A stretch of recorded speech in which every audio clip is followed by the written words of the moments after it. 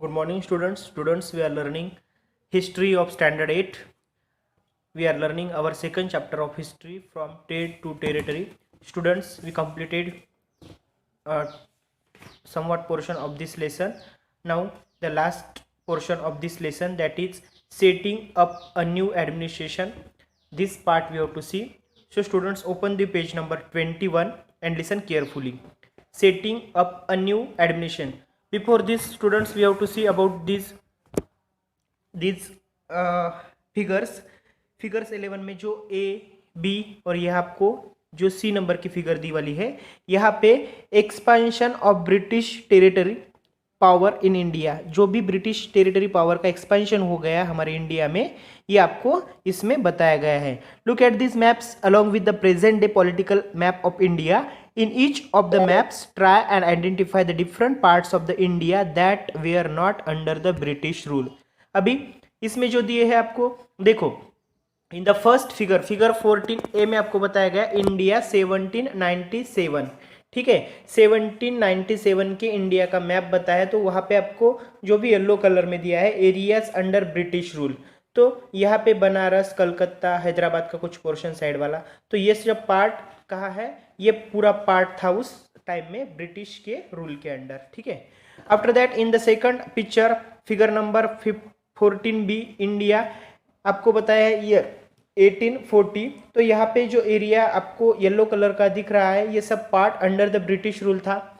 और after that in the last picture 14C में 1857 में देखो, ये सब पार्ट जो आपको येलो कलर में दिख रहा है, ये अंडर द ब्रिटिश रूल था. यानी कैसे उनका जो भी टेरिटरी थी, उनका जो भी पावर था, टेरिटोरियल पावर, वो कैसे एक्सपांस हो गया, कैसे बढ़ गया. ठीक है, ये हमको इसमें देखना है. ओके, नाउ स्टूडेंट्स, हमें अभी अगला टॉपिक देखना है setting up a new administration. Okay, setting up a new administration में हमें देखना है कि जो भी न्यू एडमिनिस्ट्रेशन था उनका, ब्रिटिश लोगों का, वो कैसे सेट हो गया. वारेन हेस्टिंग गवर्नर जनरल था 1773 से लेकर 1785 तक. was one of the many important figures who played a significant role in the expansion of company power.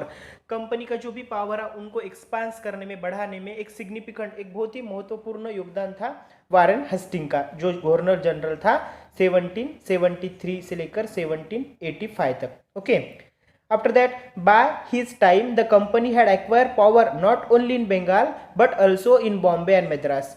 उसके टाइम में, वारेन हेस्टिंग के टाइम में, कंपनी ने सिर्फ पावर बंगाल में ही हस्तगत नहीं की थी, तो बॉम्बे और मद्रास में भी उनकी पावर थी. ठीक है.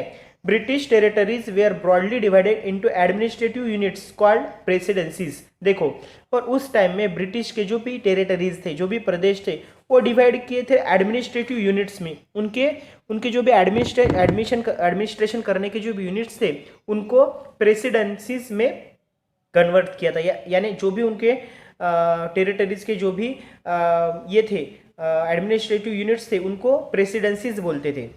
There were 3 presidencies. उस टाइम में 3 प्रेसिडेंसीज थी. First one is Bengal, second one is Madras and third one is Bombay. ये 3 प्रेसिडेंसीज थे उनके. Each was ruled by a governor, और हर एक पे गवर्नर का रूल रहता था. The supreme head of the administration was the governor general.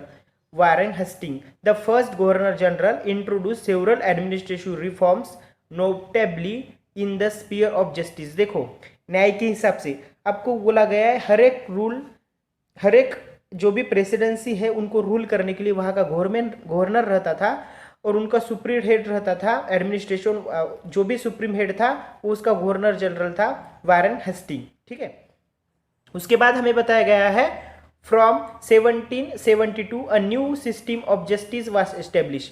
फिर 1772 में न्यू सिस्टम आई जस्टिस की. Each district was to have 2 courts, a criminal courts जिसको फौजदारी अदालत बोलते हैं, एंड अ सिविल कोर्ट जिसको दीवानी अदालत बोलते हैं. देखो, 1772 में न्यू यानी जो भी जस्टिस है उसके हिसाब से न्यू सिस्टम आई. यानी हर एक जिले के लिए, हर एक डिस्ट्रिक्ट के लिए 2 कोर्ट्स आए. First one is criminal court, तो क्रिमिनल कोड को फौजदारी अदालत बोलते हैं, and second one is civil code, civil code को दीवानी अदालत बोलते हैं। Maulvis and Hindu pandits interpreted Indian laws and European district collectors who presides over civil courts, यानी यहाँ पे आपको बताया गया है, यानी इसमें आपको बताया गया है कि जो भी मौलवीज और हिंदू पंडित थे उन्होंने क्या किया, इंडियंस लॉ तैयार किए, किनके लिए, यूरोपियन डिस्ट्रिक्ट कलेक्टर्स के लिए, जो प्रिसाइड्स यानी स्थान सभापति और अध्यक्ष होते थे सिविल कोर्ट्स के, उनके लिए क्या किए, इंडियन लॉज इंटरप्रिटेड किए। The criminal courts were still under the qazi and a mufti but under the supervision of collector. अभी जो क्रिमिनल कोर्ट्स थे तो वो अंडर किसके थे, क्वाजी के एंड मुफ्ती के। अभी क्वाजी और मुफ्ती क्या है ये हमें देखना है, और अंडर लेकिन अंडर किसके रहते थे, सुपरविजन ऑफ कलेक्टर में, ठीक है। तो यहाँ पे आपको बताया गया क्वाजी यानी जज और मुफ्ती यानी क्या, a jurist of the Muslim community responsible for expounding the law that qazi would administration, यानी एडमिनिस्ट्रेशन का काम करता है, लॉ कैसे जस्टिफाई करना वो, और इसके बाद में जज कौन लेता है, ये जज लेता है क्वाजी, ओके। उसके बाद आपको वर्ड दिया है इम्पैचमेंट। इम्पैचमेंट का मीनिंग अगर देखें तो उनका मीनिंग है दोषारोपण या अधिक्षेप, यानी अपने पोस्ट से किसी को हटा देना, इम्पैचमेंट का मीनिंग है, ओके, अपने पोस्ट से हटा देना, ओके। यहाँ पे क्या दिया है, a trial by a House of Lords in England for charges of misconduct brought against a person in the House of a Common, यानी मिसकंडक्ट अगर किया कोई चार्ज, मिसकंडक्ट यानी अच्छा सा उसने एडमिनिस्ट्रेशन नहीं किया तो उसके लिए इम्पैचमेंट। यहाँ पे आपको दिया है स्टूडेंट्स इम्पैचमेंट, जो यहाँ पे आपको बताया गया है, क्या बताया गया है, the trial of Warren Hastings painted by RH.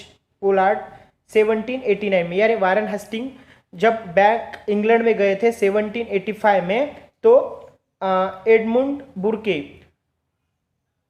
accuse him for being personally responsible for the misgovernment of Bengal, यानी जो वारेन हेस्टिंग जब अपने कंट्री में गए थे वापिस 1785 में बैक टू इंग्लैंड, तब वहाँ पे एडमुंड बुर्के ने क्या किया था, उन पे पर्सनल रिस्पॉन्सिबल उनको ठहराया कि उन्होंने बंगाल में, यानी वारेन हेस्टिंग ने बंगाल में मिस गवर्नमेंट चलाया। This lead to an impeachment proceeding in the British Parliament that lasted 7 years। तो ये इम्पैचमेंट यानी जो भी अपने अधिकारों से अपने पोस्ट से हटा देने की जो भी उन पे केस थी, ये चली कहाँ पे, ब्रिटिश पार्लियामेंट में, लास्टेड 7 years, 7 years तक चली थी, उसकी ये पिक्चर है, okay students. Now turn the next page, page number 22। So students see here a major problem was that Brahmin pundits gave different interpretation of local laws based on different school of the धर्मशास्त्र, यानी ब्राह्मण, major problem क्या है कि ब्राह्मण पंडित ने बहुत सारे इंटरप्रिटेशन दिए लोकल लॉ के बेस पे डिफरेंट स्कूल्स के लिए, टू ब्रिंग अबाउट यूनिफॉर्मिटी, तो इसके लिए यूनिफॉर्मिटी लाना है, यानी सब रूल्स जो है एक साथ बिठाना। In 1775 11 pundits were asked to compile a digest of Hindu laws, यानी कंपाइल करना यानी संकलन करना, संग्रह करना, यानी उन्होंने क्या किया फिर 1775 में 11 पंडितों को बुलाया और उनको कंपाइल करने को बोला। कंपाइल यानी संकलन करना, एक ही डाइजेस्ट में सब लॉ एक ही इसमें लाना। By 1778 a code of Muslim laws was also compiled for the benefit of European जज, और बाद में जैसे 1775 में ये हिंदूज लॉ के लिए किया था डाइजेस्ट, वैसे ही 1778 में code of Muslim laws was also compiled, okay, European जजेस के लिए। Under the regulating act of 1773 a new supreme court was established, और 1773 में इंपॉर्टेंट है, न्यू सुप्रीम कोर्ट एस्टेब्लिश हुआ। While a court of appeal the Sardar Nizamat Adalat was also set up in Calcutta, ये कलकत्ता में set up हुई। उसके बाद the principal figure of an Indian district was the collector, अभी इंडियन डिस्ट्रिक्ट के भी जो मेन थे वो कलेक्टर रहते थे। As the title suggested his main job was to collect revenue and taxes and maintain law and order in his districts with the help of जजेस, police officers and darogas. देखो उस टाइम की बात है, अभी के कलेक्टर लोगों कलेक्टर की बात नहीं है, उस टाइम में कलेक्टर लोगों को क्या करने पड़ेगा, उनके जॉब थे रेवेन्यू टैक्स कलेक्ट करना। अभी ऐसा नहीं है, अभी उनको एडमिनिस्ट्रेट करना पड़ता, वही सही है, ओके। लेकिन पहले कैसे उनको रेवेन्यू और टैक्स कलेक्ट करने का काम रहता था, और उनको हेल्प लेनी पड़ती थी जजेस की, पुलिस ऑफिसर्स की एंड दरोगास की।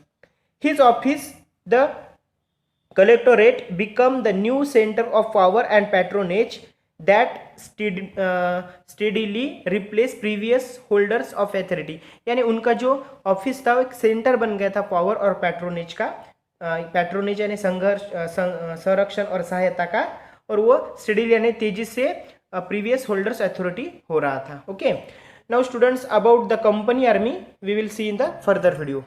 ओके।